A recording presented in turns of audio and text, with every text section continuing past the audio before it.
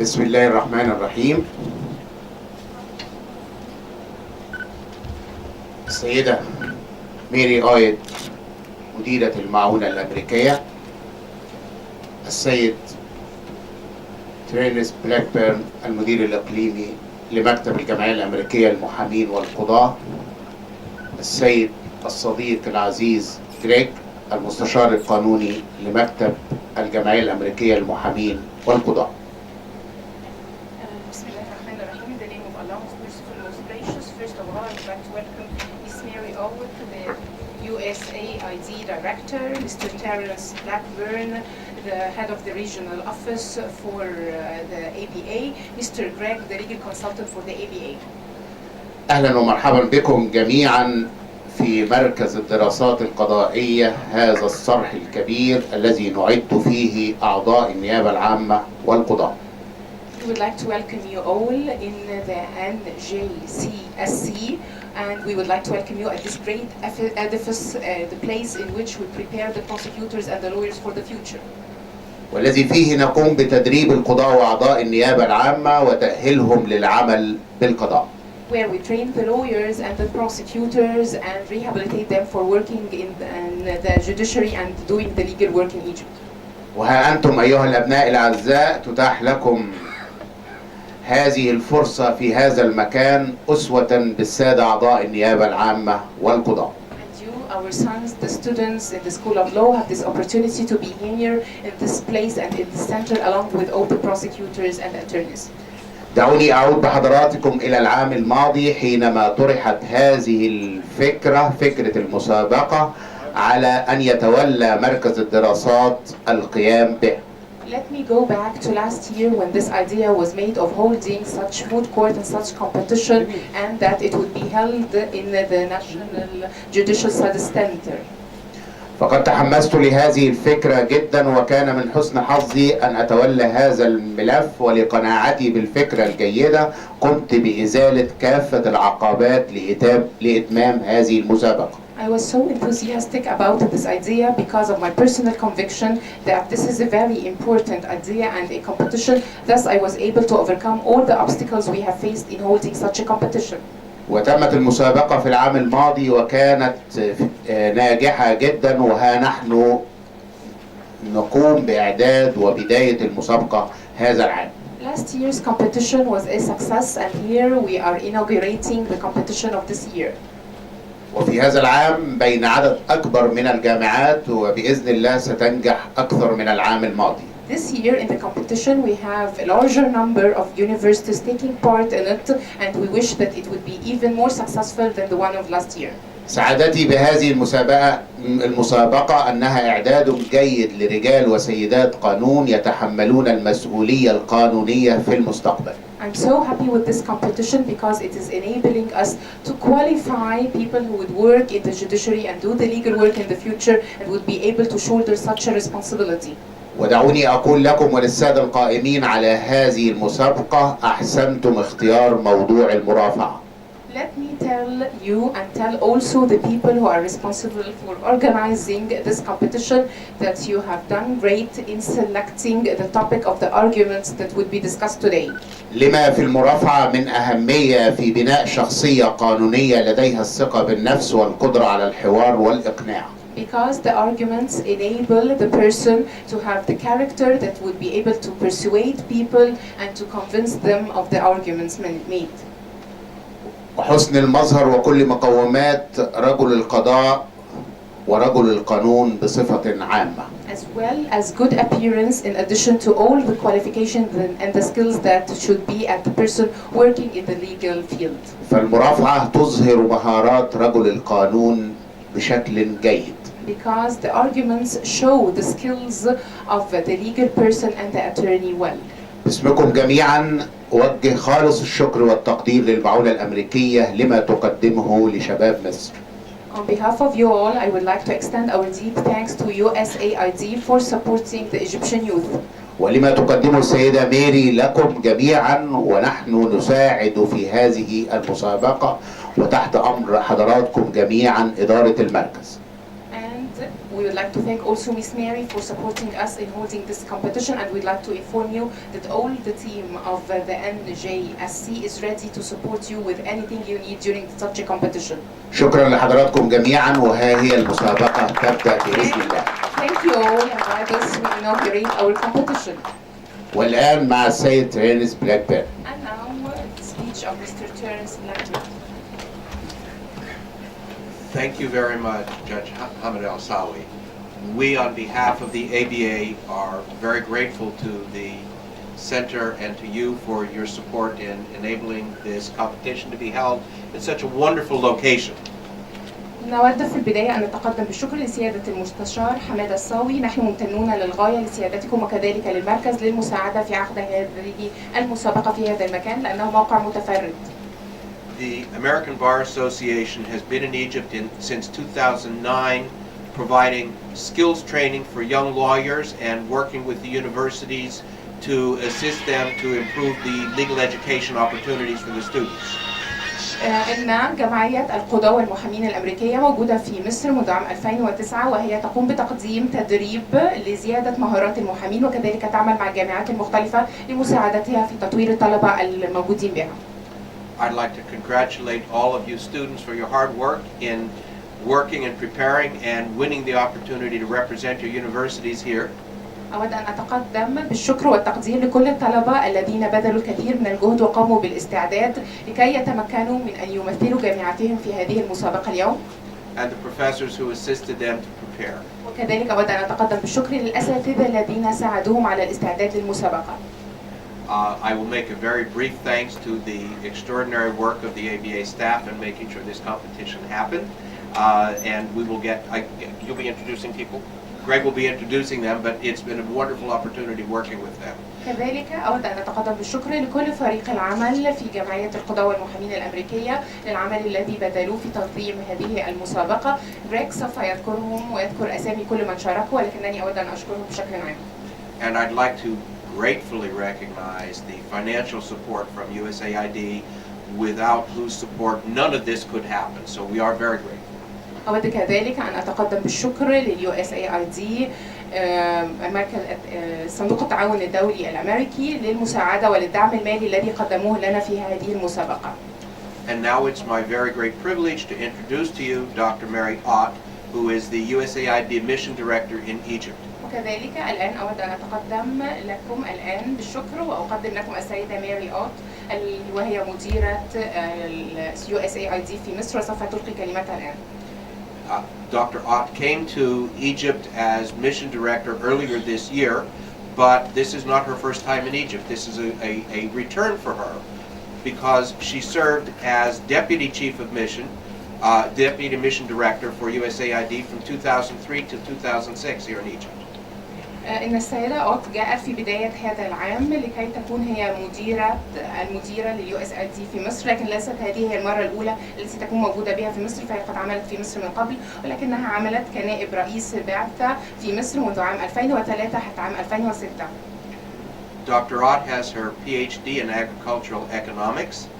دكتور أوت لديها شهادة الدكتوراه في الاقتصاديات الزراعية. She's a career foreign service officer. وهي كذلك تعمل في المجال العلاقات الخارجية. Most recently, she served in USAID as the Senior Deputy Director of the Bureau for Economic Growth, Education and Environment. مؤخرا هي عملت في مكتب USAID في مجال التعليم والبيئة والتنمية. And her previous international assignments include serving as Deputy Mission Director of USAID in Bangladesh, and assignments in El Salvador, Panama, and Guatemala. وهي من قبل قد عملت في دول أخرى مثل بنغلاديش والسلفادور وغواتيمالا. So, Dr. Ott. دكتور أوت تفضل.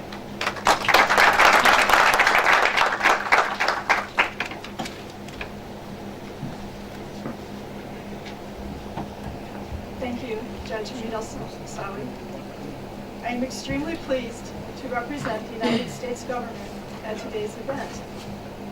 The United States Agency for International Development, USAID, is very proud to support this competition and the continuing efforts of the American Bar Association and Egyptian universities to help prepare a new generation of lawyers to excel in your future careers. السلام عليكم، يسعدني ويشرفني أن أكون بينكم اليوم وأن أمثل بلادي في هذه المسابقة. وبالطبع يسعد ويشرف الوكالة الأمريكية للتنمية الدولية أن تتعاون مع جمعية المحامين والقضاء الأمريكيين في جهودها لتدريب المحامين المصريين ولتدريبكم، وتتعاون مع الجامعات المصرية والهيئات المصرية المعنية بالتدريب. Last year, with support from USAID, the American Bar Association, 4 Egyptian faculties of law, and the National Center for Judicial Studies all cooperated to convene the first Egyptian national moot competition. العام الماضي بالتعاون مع الوكالة الأمريكية للتنمية الدولية 4 جامعات، وطبعا بالتعاون مع جمعية المحامين والقضاء الأمريكيين، تعاونت مع 4 جامعات والمركز القومي للدراسات القضائية، وقامت بعقد أول محاكاة ومحاكمة صورية هنا في هذا المركز. This year, I am excited to see that 3 more universities have joined the competition, bringing the total to 7. I am very pleased to welcome the students and faculty members from Ain Shams, Banha, Beni Suef, Helwan, Mansoura, Manufea, and Zagasig universities.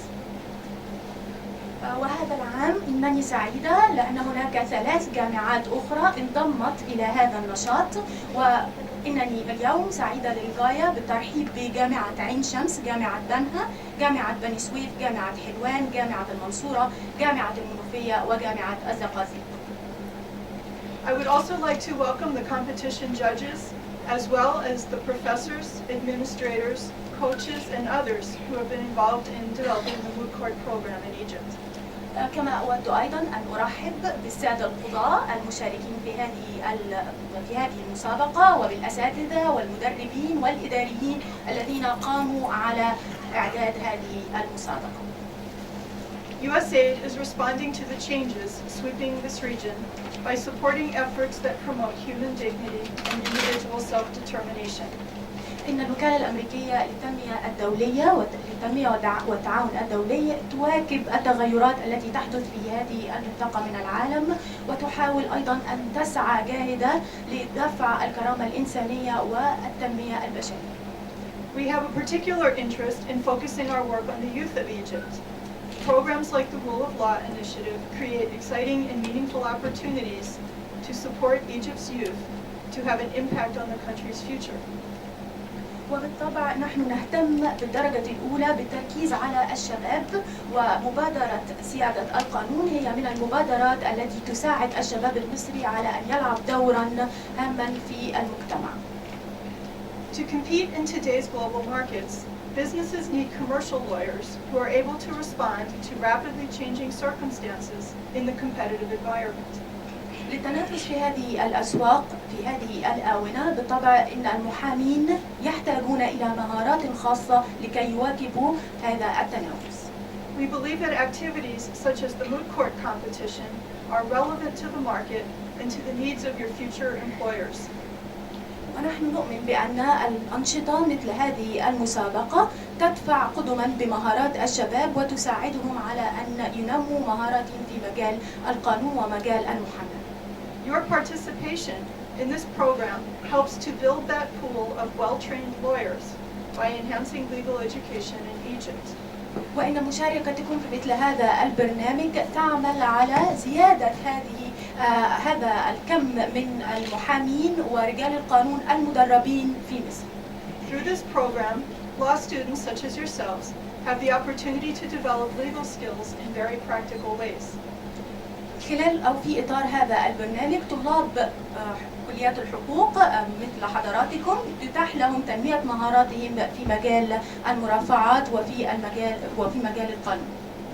You will be part of a generation of lawyers who are well-versed not only in the theory of such topics as legal research, oral advocacy, and effective legal brief drafting, but who also have had very practical opportunities to apply that theory.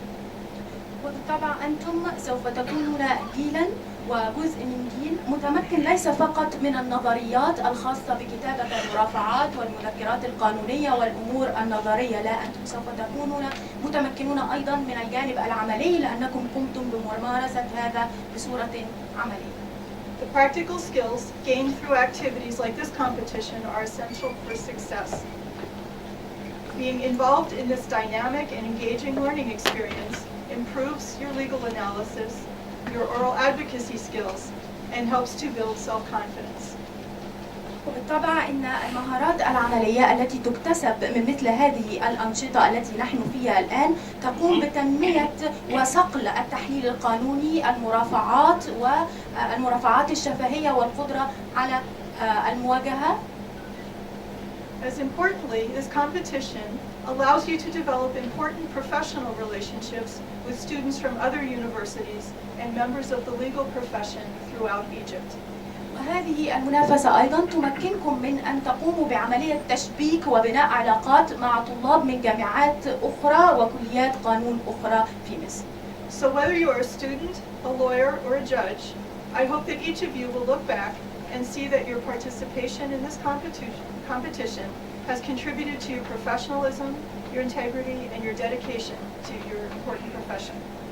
وبغض النظر عما إذا كنت حضرتك طالبا أو محاميا أو قاضيا، أتمنى أن تنظر في المستقبل إلى مثل هذه المنافسة التي شاركت فيها وهذه المسابقة وترى أنها قد ساعدت على تنمية مهاراتك العملية وقد أضافت إليك وأضافت إلى مهاراتك وأضافت إلى قدراتك المهنية.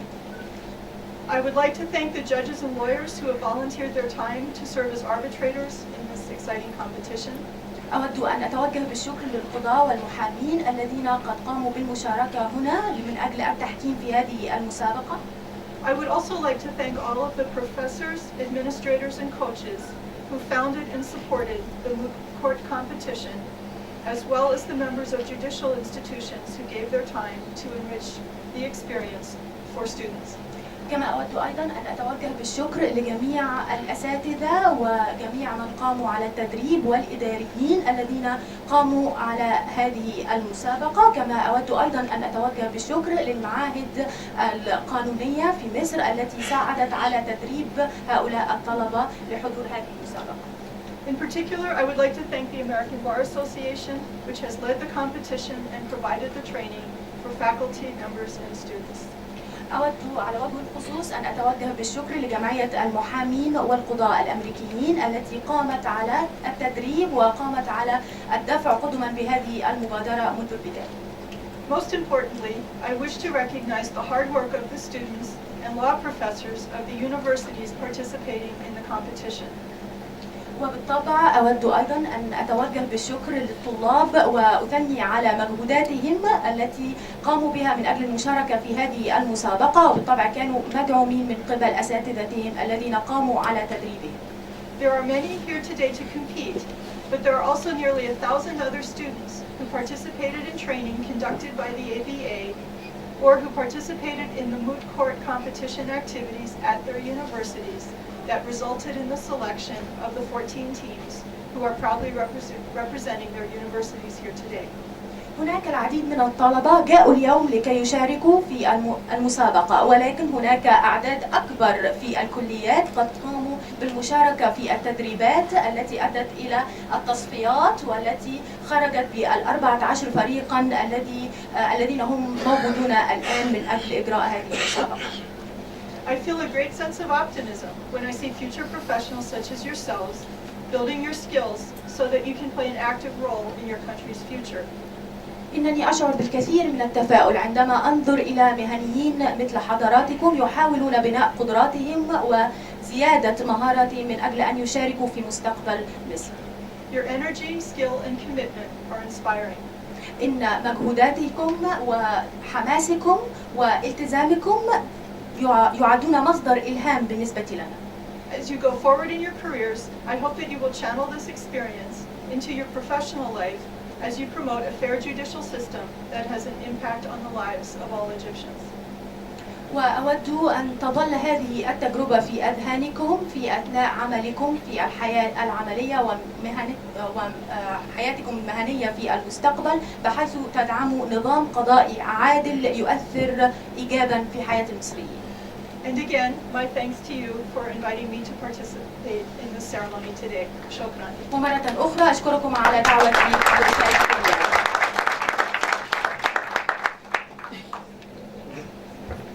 والكلمة الآن للسيد جريج. The speech now is for Mr. Greg. السلام عليكم.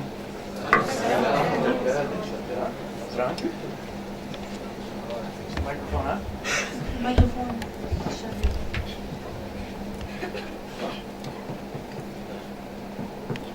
ماشي؟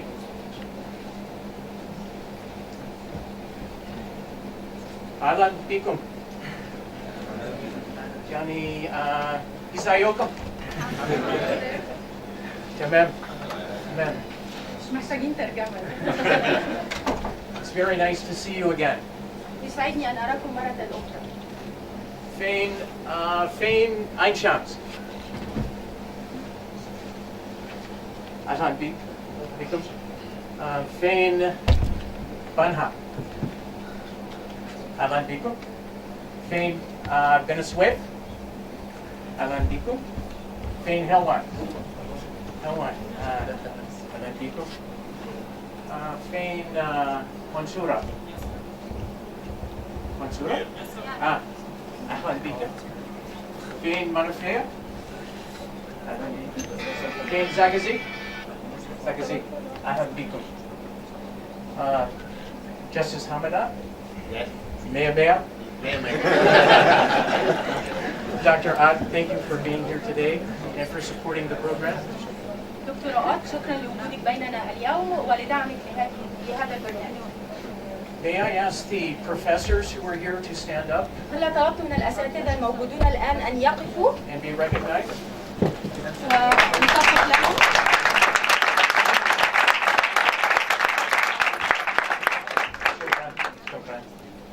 Are there other coaches? هل هناك مدربين Coaches stand up موجودين and be بيننا اليوم؟ recognized. المدربين من فضلكم قفوا. Okay. Nishi.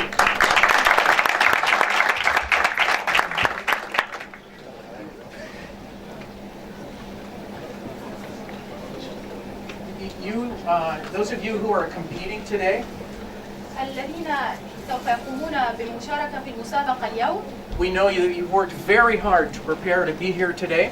نحن نعلم أنكم عملتم بمنتهى الجد والجهد لكي تكونوا هنا اليوم. We have the highest respect for the effort that you've dedicated. ونحن نكن لكم كل الاحترام لهذه الجهود التي بذلتوها. We have an outstanding collection of arbitrators to hear your case today. لدينا مجموعة متميزة للغاية من المحكمين للسماع إلى مرافعاتكم اليوم. These arbitrators are smart, they're experienced, هؤلاء المحكمين أذكياء وذوي خبرة and طويلة، they're honorable. وبالطبع يتمتعون بالنزاهة والأمان. Today, about 28 lawyers and judges are volunteering their time to serve as arbitrators to hear your cases. اليوم حوالي 28 قاضٍ ومحامي قد قاموا بإعطائكم جزءاً من وقتهم كنوع من التطوع لكي يقوموا بتحكيم هذه المرافعات. And they too are dedicating their time to give you the most valuable experience today that they possibly can. وهم أيضاً لن يستمعوا إليكم فقط، ولكنهم جاءوا اليوم لكي ينقلوا إليكم بأكبر قدر ممكن من الخبرات. النهارده انتو محامين. Today, the students are lawyers. اليوم الطلبة هم محامون. And being a lawyer means there's a certain level of professionalism, وأن تكون محامياً معناه أنه يجب أن تتحلى بقدر معين ومستوى معين من المهنية and respect and courtesy. والاحترام واللياقة. The arbitration decisions today إن قرار المحكمين اليوم may be something you disagree with, ربما يكون شيء تختلفون معه. but that's a lawyer's life. ولكن هذه هي طبيعة حياة المحامين. I have been a trial lawyer. لقد كنت محامٍ في المرافعات والمحاكمات. I have represented clients at arbitrations. وقمت بتمثيل بطبع جهات أو قمت بتمثيل عملاء في موضوع التحكيم. And many times I've disagreed with the decision of the judge or the arbitrator. وفي العديد من المرات اختلفت مع قرار القاضي أو قرار المحكم. Again, that is a lawyer's life. مرة أخرى هذه هي طبيعة حياة المحامين.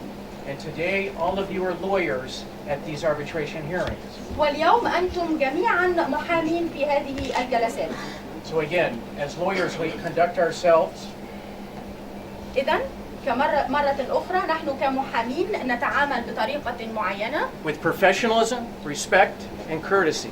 وهي المهنية، الاحترام واللياقة.